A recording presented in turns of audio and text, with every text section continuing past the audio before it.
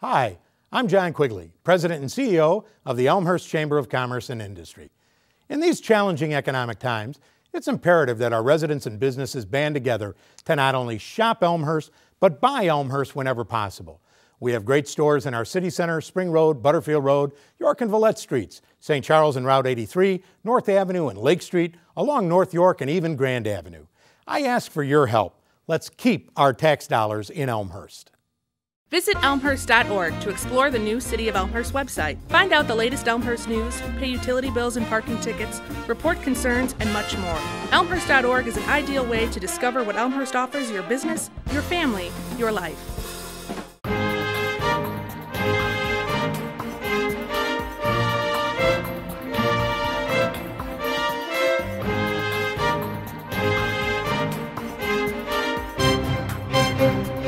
Welcome to Elmhurst Now, the 10th edition. I'm Ken Bartels, your co-host, along with Mayor Pete DeCiani.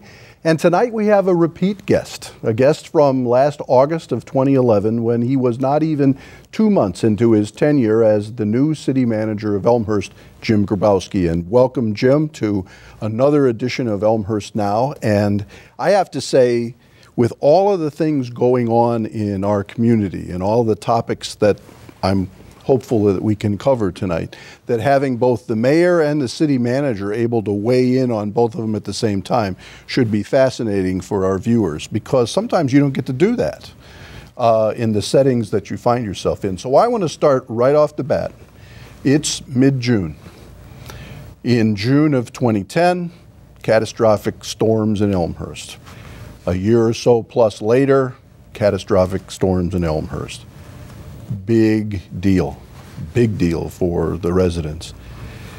We're now some time removed from those two major events, and I'm obviously talking about the stormwater situation. And so where are we with the stormwater program, and what kind of timetable are we on? Well, thanks for having me tonight. Great to be here with you and the mayor. I appreciate being asked back. It's been a quick year. I'll tell you, that, as you said, there's a lot going on in Elmhurst. And stormwater is one of the top priorities, as I think we probably talked about in August of last year. After the storms of last year, the storms of 2010, the mayor put together the task force, and they got to work quickly, and we brought in a couple of engineering firms as experts to help us with the stormwater and the sanitary side.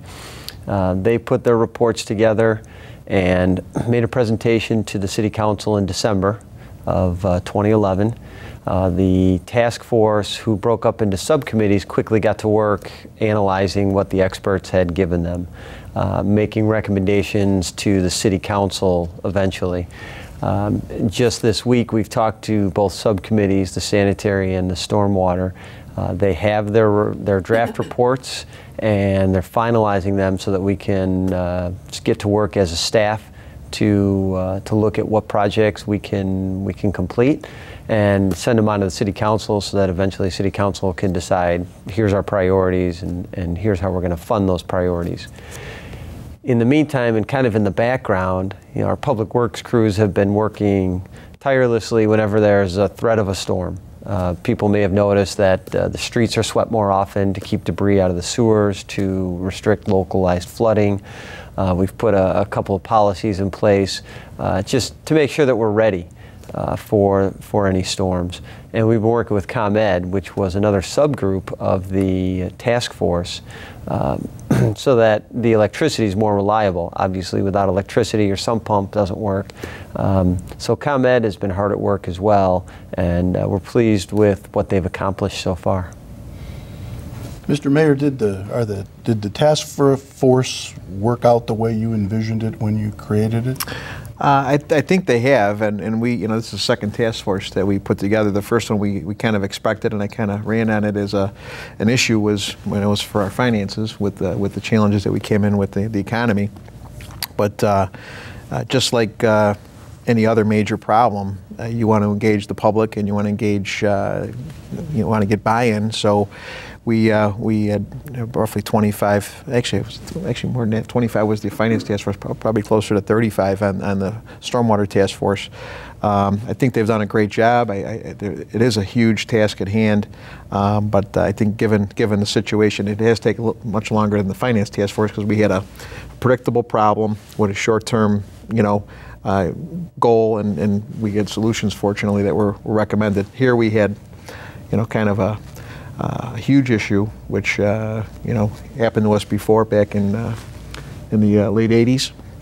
And again, second time ever that mayors had to sign a declaration of disaster in 2010. So not a fun thing for a new mayor to have to do, but nonetheless, we knew we had to look at these challenges and face them head on. And I think between staff coordinating the task force and just the hardworking citizens that we have, and thank God we've got good people, a lot of engineers, a lot of brain power in that task force.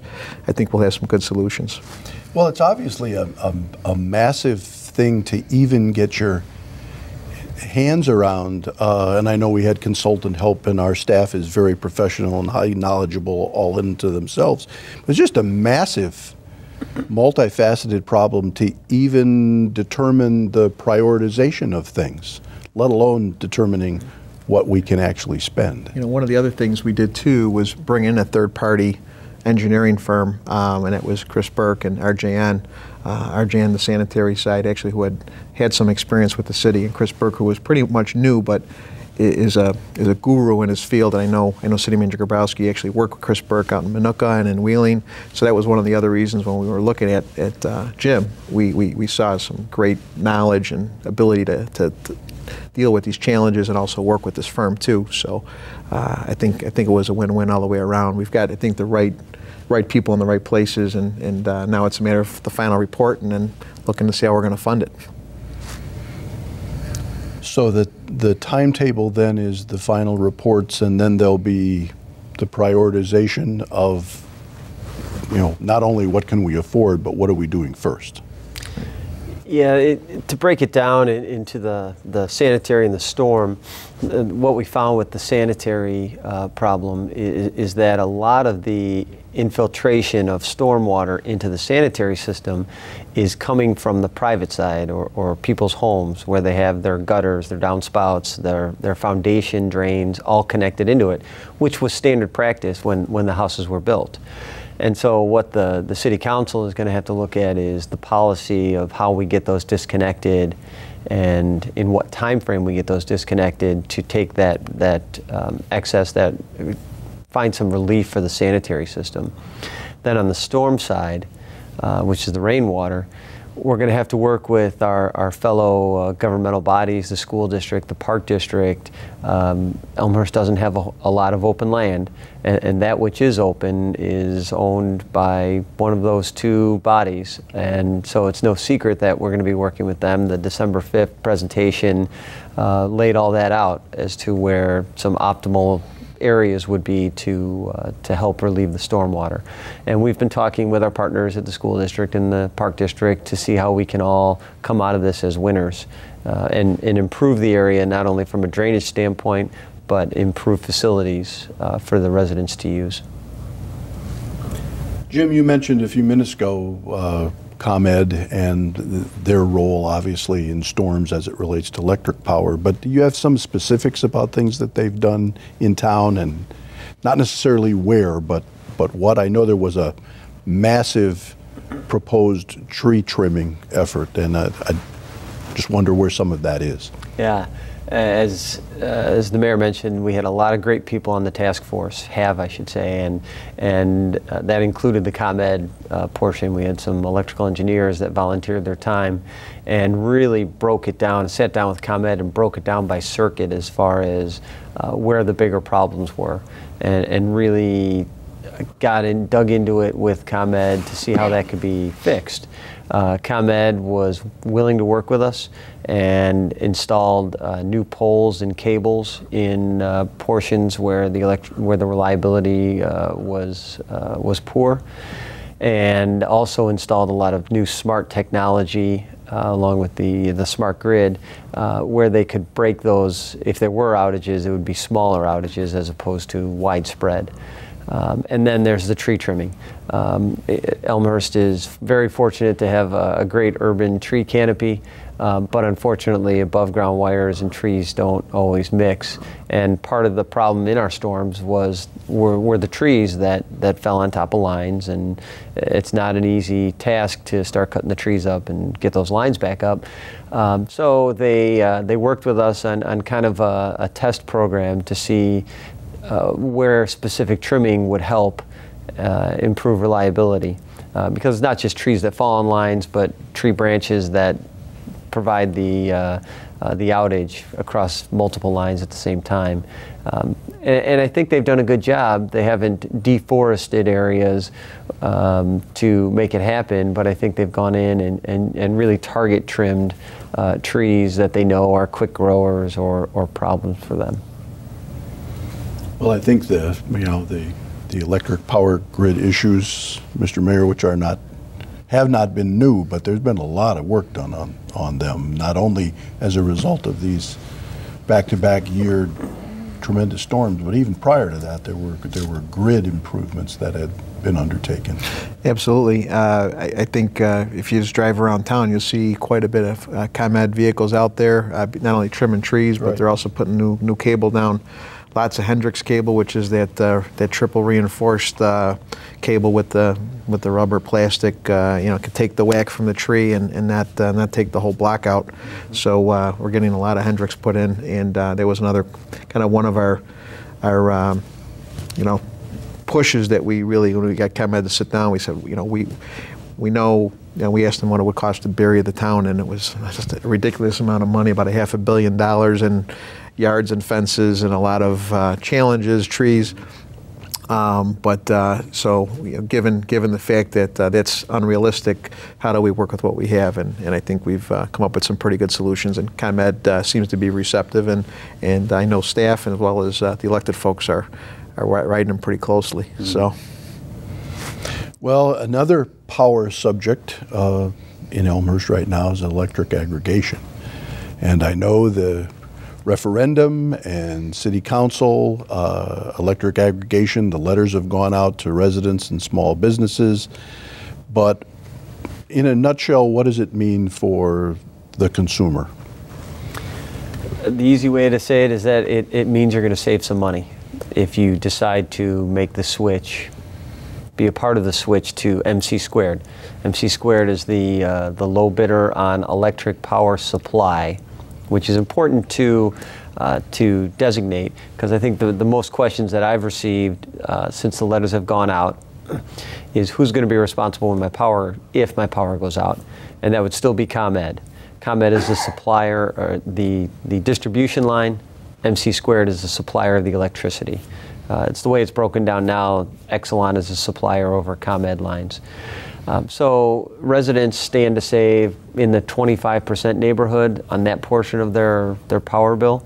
Your electric bill is broken down into 3 different segments, one of them being the supply, and that's where you stand to save the amount.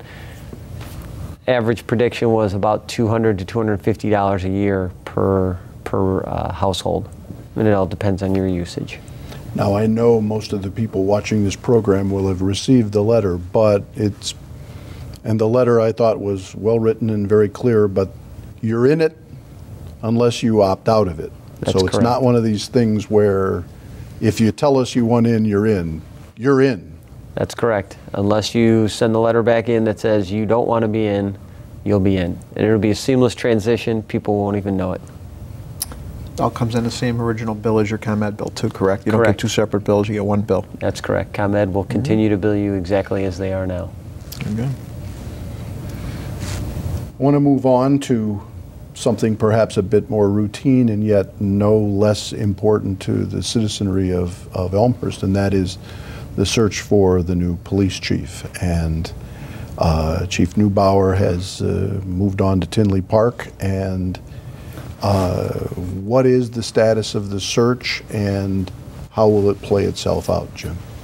That's a great question. As we were here a year ago, had you asked me, Do I think I'd be appointing 2 new department heads? I don't know that I would have answered it as a yes, but we appointed Jeff Bassiter, the City Council appointed Jeff Bassiter as fire chief a few weeks ago, and now we're in the search for police chief. That just closed June 15th, the recruitment for the chief position. And now the consultants that we're using will sort through the 90 to 100 resumes that we received. And they'll bring it down to a number, to maybe the top 20 candidates.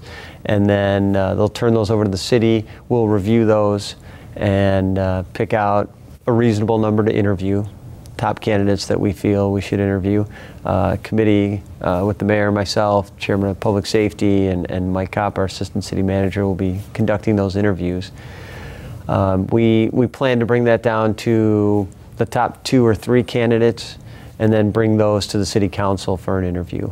Ultimately, it's our recommendation to the city council and the city council approval on the candidate. I hope to have somebody hired in the July-August timeframe. Is the 93 number, is that what you would have expected in a search for a police chief, or is that an outlier? I'm just curious. It's what I expected in the search. The Elmhurst Police Department has a great reputation, and the city of Elmhurst, of course, a great place to be, and so it didn't surprise me that it was in that number, that range. And in talking to the consultants, they're very pleased with the quality of the applicants that we've gotten. Well, I think you're absolutely right. It probably wouldn't have been something you would have anticipated, less than 2 months into your position when we spoke on this program in August. I think the interesting thing about Elmhurst, as it relates to both the police chief and the fire chief, having lived here for as long as I have, is both positions are very visible to the public, and virtually every person who's been in that role, either role rather, has turned out to be a very public figure because of the kind of interaction that takes place in the community. Wouldn't you agree? I would totally agree. I think we're a community-based town in how we work with our staff, especially our department heads and chiefs of police and fire. They're out in our school districts. They're engaged in the community. They're out there walking the car shows just like the neighbors are. So, and that's, I think, what makes Elmhurst unique is most of those folks live in town as well too. They have a vested interest in the community as well too, and they're definitely a known person. Well, I want to also touch before we go to break in just a few minutes. I want to touch on the whole coming up on 1 year as city manager. Let's sort of swing back around. When we talked, when the mayor and I talked with you last August, one of my questions to you was what your earliest memory was in your lifetime, and you responded with a birthday party at McDonald's, which was, that's a good memory. I'm wondering what's your first memory, or what's something that sticks out from the almost first year? Just one. I mean, there's a couple of things that come to your mind. Yeah. Well, the first one is, of course, my first day, July 11th, where I think I was in town for about 5 minutes when the storm from 20. I really didn't want to leave you there, but came through. And as I said then, I was able to watch the staff go to work and do what they do. And since then, I've had almost a year to observe the staff, and they've not disappointed me at all. And we have a great staff at the city. And there's so many, memories over this past year of what they've done and how we've worked together. I've met a lot of great people in my first year. I mean, those are good memories. I've tried to get to a number of events to try to meet more people and sit down and talk with them about what they love in Elmhurst and what makes Elmhurst as great a town as it is, because that's what we want to carry forward. into the next year and however many years after that. So it's been filled with some great things. We've been able to get some roots planted in economic development projects, and in the following year here, we'll see a lot of those come to fruition. So I look forward to that, and then just being able to be in town as much as I am is great. A couple of contrasts between Elmhurst and Minooka after a year. Boy, Elmhurst is a town. We don't wait for things to happen. We make things happen in a positive way. Economic development wise, we're right at the center where everybody wants to be. We're fortunate, I know we'll touch on this a little bit, that Mariano's will be coming because this is a place they want to be. So it's busier in that respect. Minooka, I'm used to 100 to 500 unit subdivisions coming in when I was there, and here we're talking teardowns and build-ups one at a time, which is great. But when we can redevelop parcels in the north part of town, as we plan to be doing in the next year, that's a great thing, and that's one of the reasons that I came here. Yeah, former president of Elmhurst College, Dr. Brian Cureton, who you've not had the pleasure of meeting, used to tell audiences about Elmhurst that if you were going to pick some place to locate a city in the metropolitan Chicago area, you'd probably locate it right where Elmhurst is located. And I know you heard him say that many times. Absolutely. And I say the same thing. We have the best location around, and not only the best location, we have the best people too, and great workforce, great industrial park, downtown. It's to die for. Elmhurst has got it all. And with that, we're going to take our break, and when we come back, we're going to talk about the cornucopia of economic development projects that we have in our both immediate and longer term futures. That's when we come back. You're watching Elmhurst Now.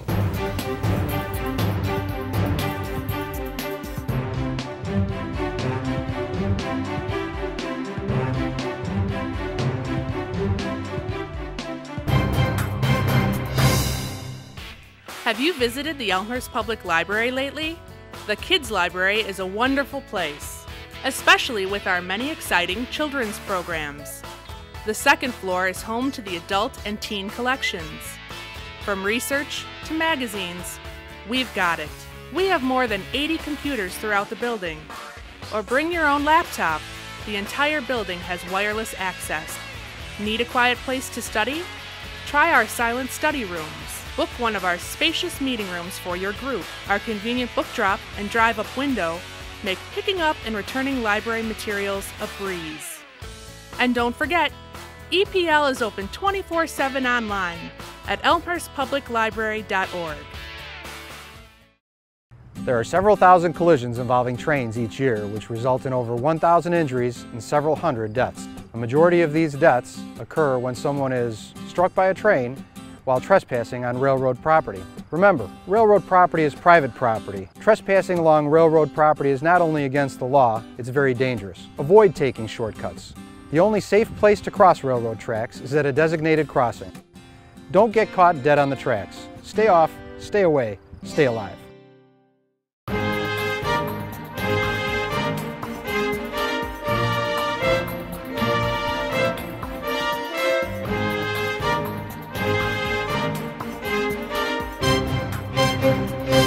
Welcome back to Elmhurst Now, and the mayor of Elmhurst, Peter DeCiani, and I are speaking with Jim Grabowski, the city manager, coming up on a full year in office. And Jim, we want to talk about economic development, and there's a lot of things coming up. They're in various stages and forms, and I'm just going to bring them up in no particular order, but Hahn Street, which is in TIF 1, and we're going to go back and talk about TIFs in a few minutes, but it's in TIF 1, which is the city center TIF, although it's going to move, and you can cover that.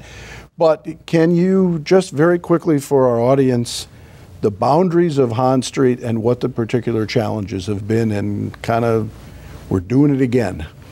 Right. The Hahn Street project has been on the books since, I think, 2004 or 2006.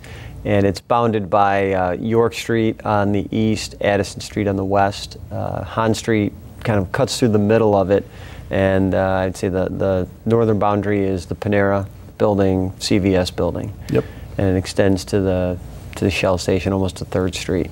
It's a project that we had a developer and a partner in for a mixed-use retail, condominium, and parking area. Unfortunately, the economy affected that, and it stalled. When I came on board, we sat down and took a look at what could be done. Talked with the partner that we had, and he had proposed something a little different from what was on the development agreement. Talked to the city council about that and decided that we needed to kind of refresh the project. So we parted ways on the development agreement, and now we've brought in a consultant, Tracy Cross and Associates, to give us an assessment of the highest and best use for the property.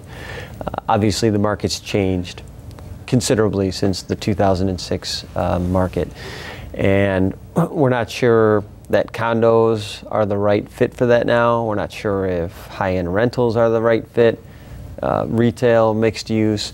So what Cross and Associates are doing is gathering input from City Council last week, some of the other stakeholders in town, members of the Economic Development Commission, and looking at the market, not just the Elmhurst market, but the regional market, to see what project fits there and what in reality can be built. So we look forward to their results in 45, 60 days from now to give us an idea, and then we'll sit down with City Council, revise the request for proposals, and go back out to see which partners are out there that we can make this project happen. It's a real critical piece to the city center, to the downtown area. Our plans all call to add density to the area. Density, obviously, with people there only helps the shopkeepers, and the sales tax that we get from that, the additional property tax to the city, helps dilute the property tax for all the other taxpayers, and gives the city the opportunity to reduce that tax burden through sales tax. And the future RFP will be based on what the recommendations, the highest and best use that come out of the Tracy Cross study. Correct. Yeah, Cross is a nationally known consultant in retail and housing. We're fortunate he's based in Schaumburg, but he has projects all over the country that he consults on. He's the person, he's the company that the private side goes to when they want to know what the highest and best use for property is. Well, and as always, with these multi-million-dollar type projects, you want to get them right. You know, it isn't the kind of thing you want to start over on necessarily, but if you have to, you have to.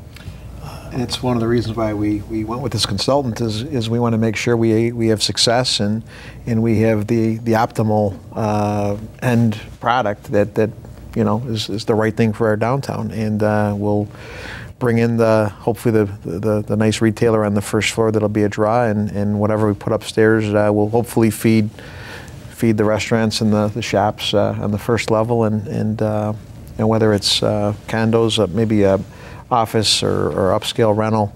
We've got a variety of options, but you only have one time to really do it right, so we want to make sure we do it right.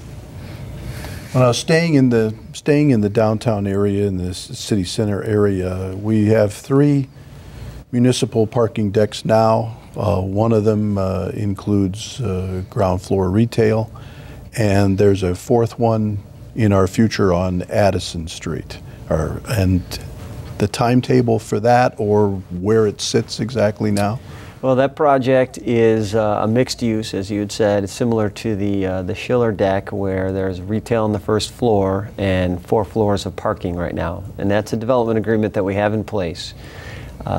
We took possession of the last parcel a few months ago, and the demolition of that should happen this month.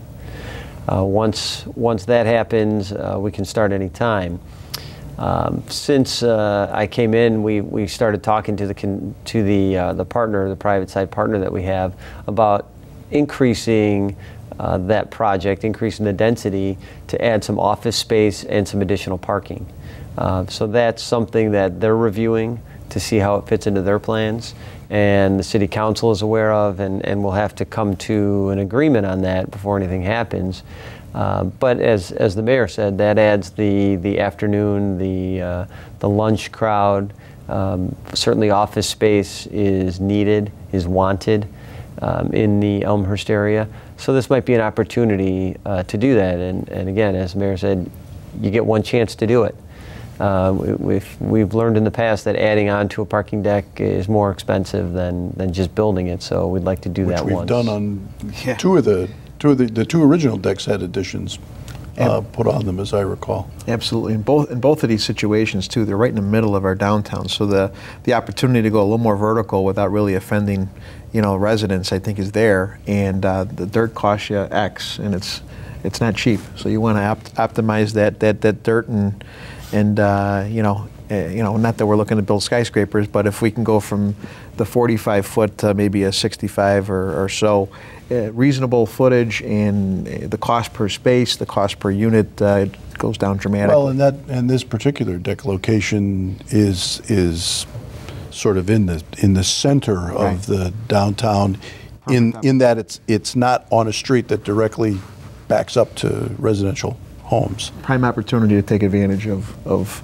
the height, and then the office, which would be a great component. We could collect tax on it. We'd have people, eat out for lunch, and maybe have a snack after dinner, and maybe shop at one of the boutiques. So again, we're trying to think of the whole picture for the downtown to build in those clients as well.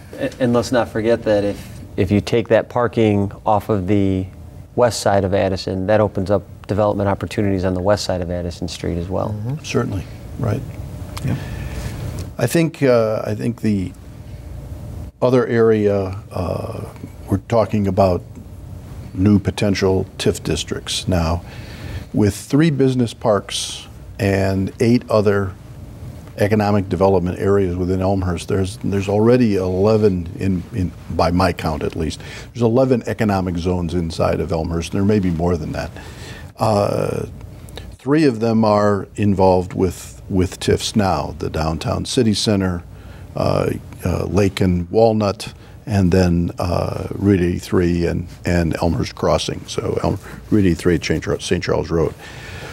Probably the most imminent TIF, without anything being formally approved at this point in time, is what's being called the North York TIF, which has a small matter of Mariano's Fresh Market, Mr. Mayor. And where is, I guess for both of you, where is that specific project, but where are the TIF projects?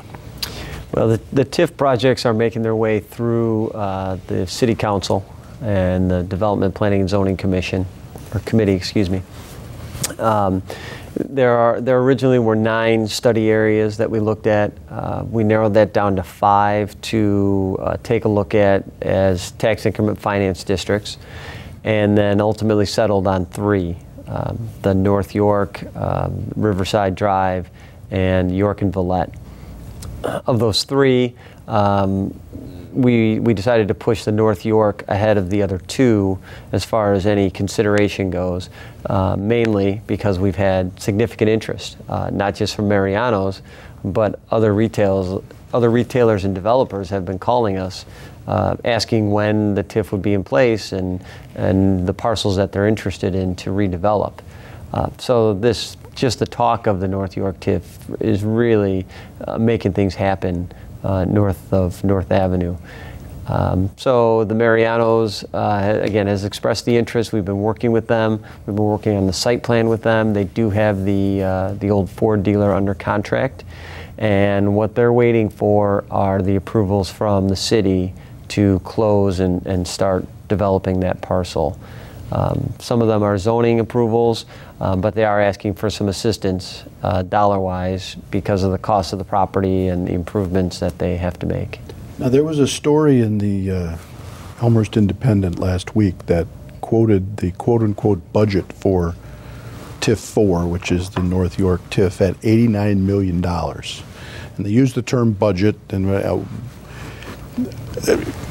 you explained TIFs when you were here last August, and we don't necessarily need you to re-explain it, but when they quote a figure, or when the figure of the budget for the TIF is, what does that number mean? Well, as part of the TIF creation, we have to come up with a redevelopment plan for the area. So we look at parcel by parcel, what can possibly be built, what can be redeveloped in general, not Sure. specifics. But as an example, the Mariano's development is 15 million, somewhere in the 15 to $20 million range. Right. Significant. So we looked up and down the York Road, North York corridor, and tried to think pretty widespread of what could be redeveloped. Part of that includes the two schools that are on the north end. We've included those in working with the school district on the TIF to possibly redevelop those schools. Maybe redevelop is the wrong word, but to help them out because we're partners in this. We've proven that with all three TIFs that we've partnered with them. And if we can use some of the increment that's generated in the TIF district to help the school district pay for improvements to the schools, that's a win for everybody in Elmhurst. Absolutely, and those two schools are Churchville Junior High and Conrad Fisher. I know Churchville's looking in the future for some sort of a gymnasium renovation, so there's opportunities there with this TIF where we could help them along with that and have a successful win-win. And as City Manager Grabowski mentioned, the other three TIFs, and I've got groups coming to me all the time. You know, Elmhurst does it right. I mean, Elmhurst has been a great partner for the district, and if I know in this situation, we even talked about it last night on the council level. We've had relatively, falling EAVs in these areas, and what the TIF does is actually it's going to freeze that EAV at a level. So if it keeps on falling, we're actually helping the district initially, and then anything over and above what comes in, that goes to. Basically 23 years totally back to the district, and in the meantime it's going to renovate the whole area. But what they've got coming in currently will always be there, and with the birthday present at the end after 23 years, and hopefully this will, if we get several more Mariano type tenants in there, we can see this thing take off pretty quickly. Well, the TIFs certainly have been, the existing TIFs have been successful, which is, I guess, why we'd be looking at additional ones. But at the same time, and I'll come back to the other two TIFs if we have a moment, but just for purposes of discussion, the other two TIFs, which are not quite as far along as North York, are York and Villette and Riverside Drive, for completely different reasons, and not necessarily in that order either. And as I said, if we get a chance, we'll come back to those two. But I want to leave Elmhurst for just a second and talk about western access to O'Hare, the massive multi-billion-dollar project that is largely funded and is going to happen, and our stake in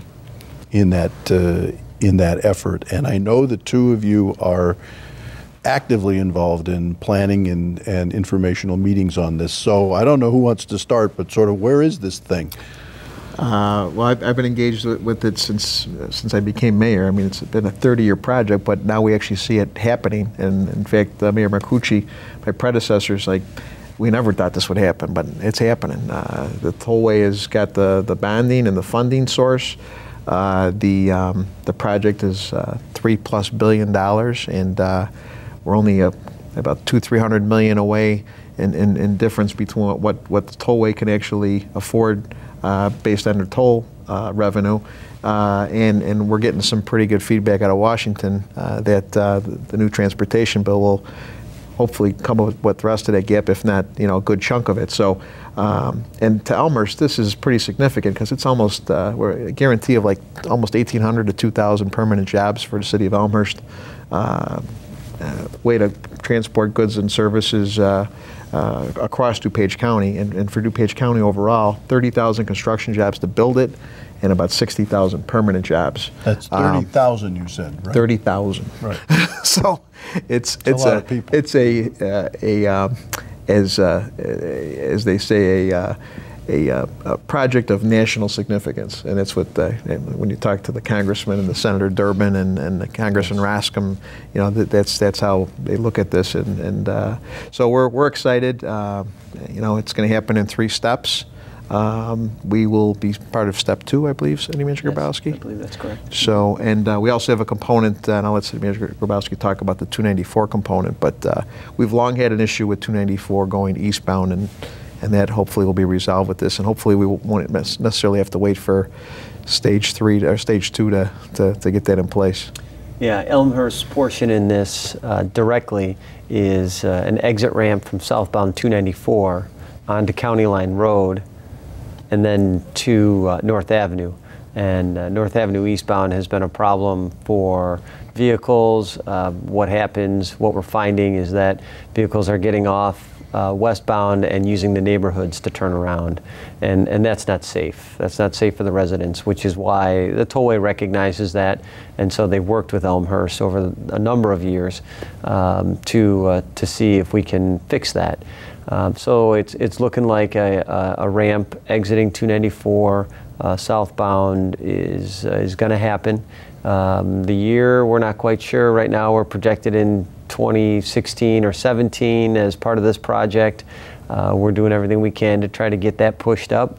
But the tollway is wrapping up preliminary design right now, and you can go on the tollway website or the IDOT website and look at those plans. We've been working with the stakeholders in the area to lessen any impacts on them. But it'll be a great project for Elmhurst. It'll solve a lot of traffic headaches for not just the residents, but the commuters as well. Well, it's another take on the location as well, because I mean, O'Hare is the economic driver in the region. The city and O'Hare and everybody feeds off of this, and now suddenly access will be just that much more enhanced. Right.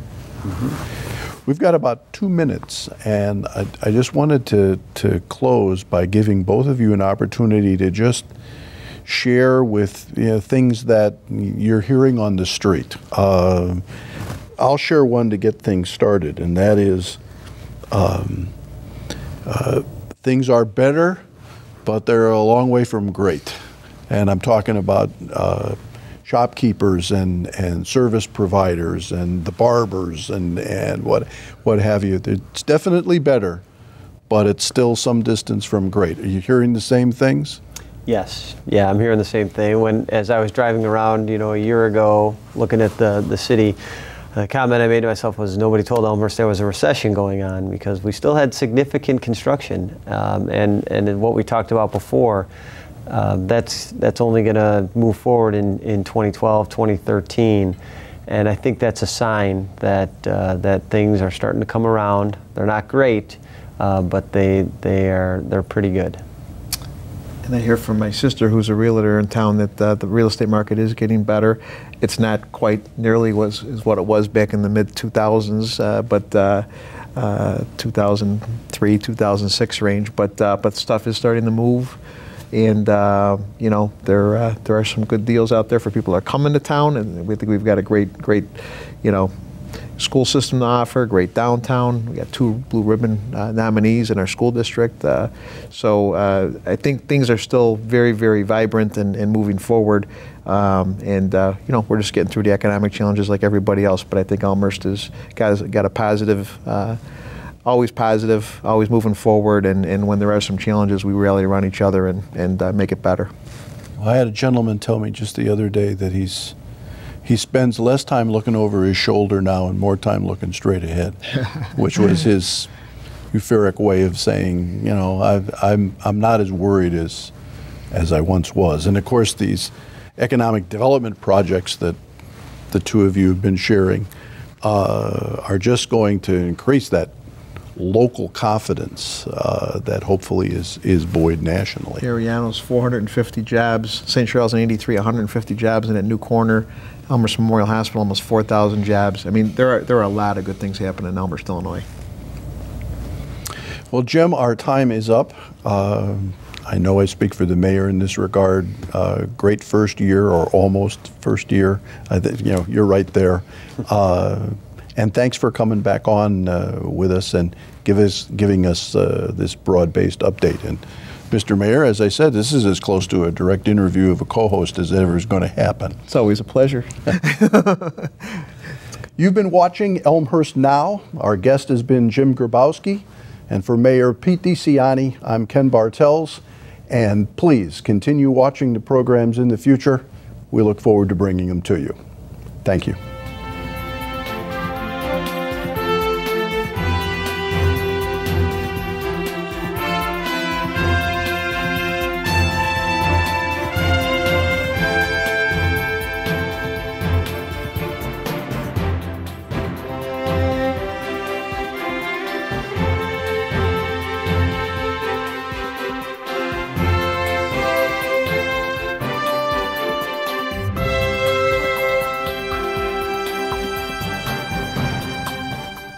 The Elmhurst Historical Museum, located in downtown Elmhurst, is proud to present award-winning exhibits for visitors of all ages. Our Adult Tea Time Talk series, family programs, and special events make learning about history interesting and fun. Admission is free, and on-site parking is available. Visit the Elmhurst Historical Museum soon. Call us today, or go to our website for the latest program details. This is no place for the Tour de France, and this is no place for NASCAR. But in everyday life, bicycles and cars do share the road. I'm Robbie Ventura. I spent 4 years riding with Lance Armstrong and the U.S. Postal Team. I've coached hundreds of cyclists who compete around the world, and I can tell you it's no accident when everyone gets where they're going safely. The key is to know the rules of the road. For example, cyclists have a right to be on the street, and people in cars have an obligation to watch out for them. Often the road is the only way for people on bikes to get where they're going, and some sidewalks are even more dangerous than streets. Finally, some communities allow kids to ride on the sidewalk, but it may be illegal for adults. When cyclists are on the road, they're supposed to obey all traffic laws, signs, and signals, always riding in the same direction as cars in their lane. Some cyclists feel safer riding against traffic where they can see oncoming cars, but that's actually more dangerous because cars have less time to slow down and go around them. People on bikes should also ride predictably and signal so drivers know what they're planning to do. Cyclists turning right may do this, or this. Here's what a left turn signal looks like, and if you see this, expect the cyclist to slow down or stop. Whether you're riding or driving, it's also important to know your place on the road. Bicycles should stay as far to the right as practical, but they may have to ride farther out into the lane if there's broken glass, rocks, and other debris by the curb or on the shoulder. People on bikes also ride farther into the lane on narrow roads to keep cars from passing too closely, or they might be moving across the lane getting ready to turn left. Like drivers, cyclists are supposed to use designated lanes if they're planning to turn. Whether you're in a car or on a bike, you should also use extra caution in key situations or danger zones. Take passing, for example. When going around a cyclist, a driver should allow at least 3 feet between the vehicle and the bike. More is better, especially for a cyclist going up a hill or on a high-speed road where fast-moving vehicles can generate strong air currents. On a narrow road, you might have to move into the next lane to pass safely, and that can mean waiting a few seconds for oncoming traffic to clear. Be patient. Turning can also put you in a danger zone. Say you're in a car planning to make a right turn, but there's a cyclist to your right or riding behind you. People are often tempted to speed up, get ahead of the bike, and make that turn, but doing so could cause a crash. If there's any chance you're going to block the path of a bike on the road or a parallel bike path, wait for the cyclist to pass before turning. How much time do you lose by slowing down and playing it safe? As you can see, it's only a matter of seconds. And when you're turning or changing lanes, don't forget about your blind spots. After checking your mirrors, always look quickly to your right or left. Another major risk is a car turning left into the path of an oncoming bike. In these situations, drivers may misjudge the speed and distance of cyclists or fail to see them. Bikes are smaller than cars, so they're harder to see and may appear further away. But some could be moving pretty fast, 20 or even 30 miles an hour. And if the cyclist is going straight, he has the right of way.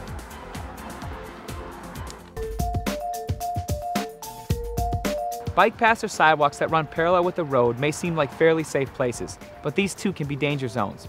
A driver making a turn might be focused on the road and not see a cyclist traveling on the sidewalk or path until the last minute. Someone riding on a sidewalk or path in the opposite direction of a driver is even less likely to be seen. So in these situations, drivers should be extra careful, checking the sidewalk or path for cyclists or pedestrians. People on bikes should ride defensively. Watch for motorists making a turn and be prepared to stop. Another danger zone involves driveways or alleys. Drivers and cyclists often cruise right into the street, pulling out of a driveway or alley, looking for cars in the middle of the lane, but not for bikes or pedestrians on the sidewalk or on the right side of the road. And if you're only looking to your left for oncoming traffic, you won't see a cyclist coming from the other direction. You have to remind yourself every time to take it slow and look both ways before entering the road. Cyclists riding along parked cars are in another danger zone because drivers and passengers sometimes open doors. Whoa! This happens so often, cyclists actually have a name for it, being doored. So if you're getting out of a parked car, always look over your shoulder to make sure no cyclists are coming. And cyclists may want to ride farther into the lane. One final danger zone is right behind the wheel or handlebars. You're blocking the road. I'm trying to get by here. You have to give me room. You have to wait a second. When you're on the road, conflicts can occur, and it's tempting to express yourself. But getting angry, hostile, or abusive doesn't help. And it can take you to places you never intended to go. Aggressive behavior can lead to criminal charges. Revving your engine, blasting your horn, yelling, or pounding on a vehicle can result in legal action against drivers or cyclists. The best advice for anyone on the road is to stay calm, exercise caution, be patient and courteous. Share the road, show respect, and always be on the alert, especially in those danger zones. When passing a cyclist, leave at least 3 feet between car and bicycle. More is better. Be patient when passing and when turning right. If there's any chance you'll block a bike in your lane, on the sidewalk or side path, slow down and wait for the cyclist to pass. If you're making a left, remember that oncoming cars and bikes have the right of way, and that bicycles may be moving faster than you think. Don't forget to check your blind spots and to signal whenever passing or turning. Be especially careful when leaving a driveway or alley. Check the street and sidewalk in both directions for cars, cyclists, and pedestrians. And look for bikes before getting out of a car that's parked in the street. Finally, keep in mind that you're not in a race where NASCAR meets the Tour de France. When you share the road, the reward is everyone gets where they're going safely.